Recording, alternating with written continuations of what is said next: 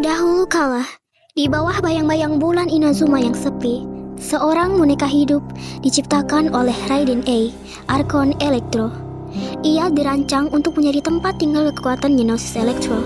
Namun, saat boneka itu membuka matanya, ia tidak menunjukkan ketenangan seorang dewa, melainkan emosi manusia.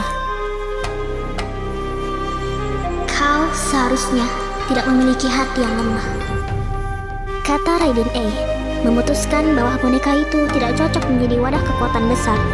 Sebagai gantinya, A meninggalkan boneka itu, berharap ia bisa menemukan jalannya sendiri, bebas dari beban kekuatan Arkon.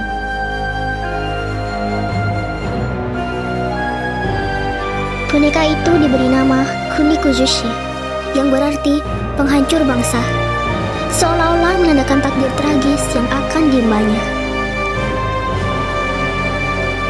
Namun, nasib jarang memberi kelembutan kepada mereka yang diciptakan untuk tujuan besar.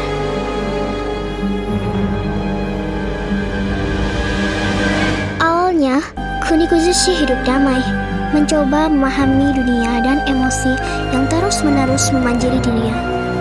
Ia menemukan teman di antara manusia dan belajar tentang cinta serta kepercayaan. Namun, tragedi datang ketika orang-orang yang ia percayai meninggalkannya.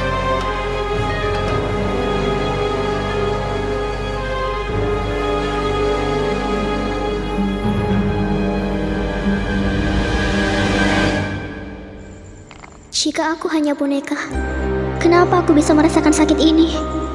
Tanya Kunikuzushi pada dirinya sendiri. Dalam kesedihannya, ia merasa bahwa keberadaannya hanya membawa penderitaan bagi dirinya maupun orang lain. Ia memutuskan untuk meninggalkan Inazuma, melupakan masa lalunya sebagai ciptaan seorang dewa.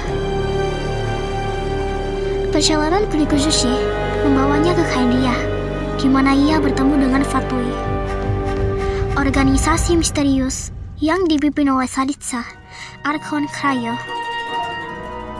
Di sana, ia menemukan tujuan baru, kekuasaan. Fatui memanfaatkan kebenciannya terhadap dunia dan memberinya nama baru.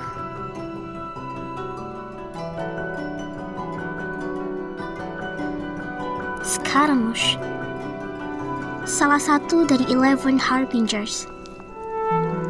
Sebagai Scaramouche, ia menanggalkan sisi manusiawinya dan memeluk identitasnya sebagai boneka tanpa emosi. Ia memimpin dengan kejam, melakukan eksperimen dengan Gnosis, dan mengkhianati bahkan mereka yang percaya padanya. Namun, jauh di dalam dirinya, ia tetap dihantui oleh pertanyaan yang sama. Siapa aku sebenarnya? Apakah aku hanya boneka kosong yang ditinggalkan? Perjalanan Scaramouche berubah ketika ia berhadapan dengan Traveler, seorang pengembara yang penuh tekad. Dalam pertarungan melawan Traveler dan rahasia yang terungkap tentang Gnosis, Scaramouche akhirnya jatuh, baik secara fisik maupun emosional.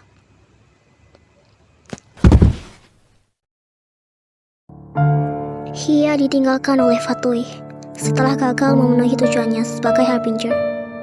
Tanpa identitas dan tanpa tujuan, ia tenggelam dalam kehampaan, merasa bahwa hidupnya tidak berarti apa-apa.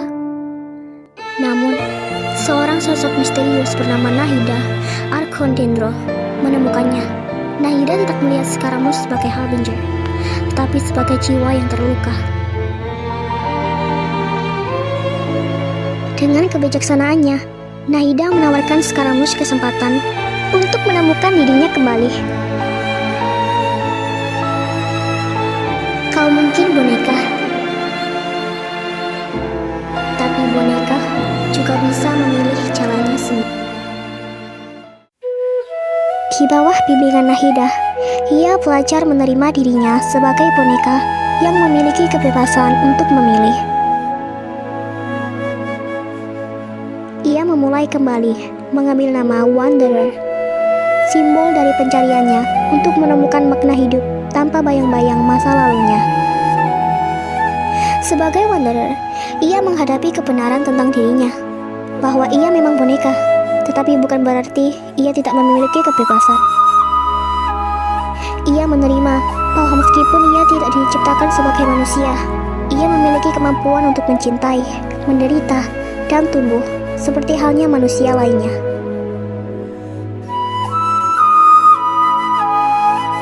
Aku bukan Kuniko Zushi. Aku juga bukan Scaramouche. Aku adalah Wanderer. Aku adalah diriku sendiri.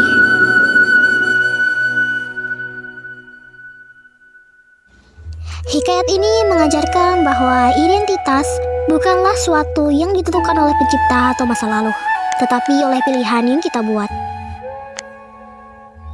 Wanderer menjadi simbol kebebasan dan penerimaan diri, membuktikan bahwa bahkan boneka yang tampaknya kosong dapat memiliki jiwa yang dalam dan tujuan yang nyata.